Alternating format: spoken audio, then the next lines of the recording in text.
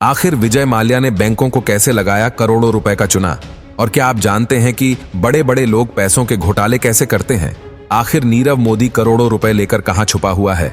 तो आज हम आपको कुछ ऐसे ही केसेस के बारे में बताएंगे जहां लोगों ने कानून की आंखों में धूल झोंक कर बहुत पैसे कमाए और बात सामने आने पर अपनी इज्जत का जमकर फालूदा भी बनवाया। Number 1, Vijay Mallya scam. दोस्तों, विजय माल्या एक ऐसा शख्स जिसके दाएं बाएं एक समय में हसीनाओं का मेला लगा करता था, मगर आज ये भारत के भगोड़े के नाम से जाना जाता है। तो विजय माल्या के फ्रॉड की कहानी शुरू होती है साल 2007 में, जब उनकी कंपनी किंगफिशर एयरलाइंस ने low cost carrier Air Deccan को खरीदने का फैसला किया, जो उस समय कर्ज में थी।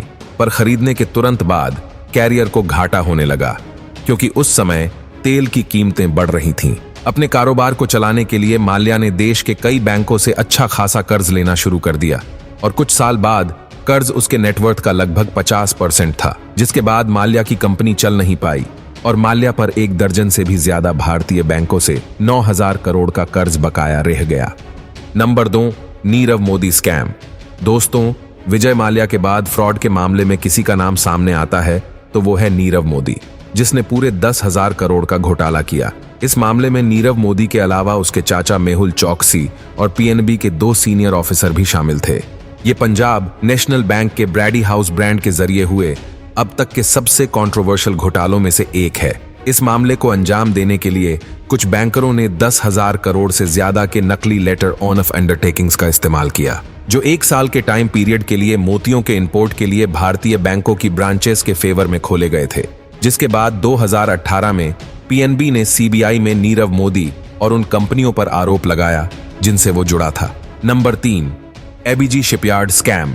घोटालों के मामले में आपने अब तक सबसे ज्यादा नाम नीरव मोदी और विजय माल्या का ही सुना होगा, पर एबीजी शिपयार्ड स्कैम ने तो इनके घोटालों को भी टक्कर देकर आगे निकलने का काम किया है।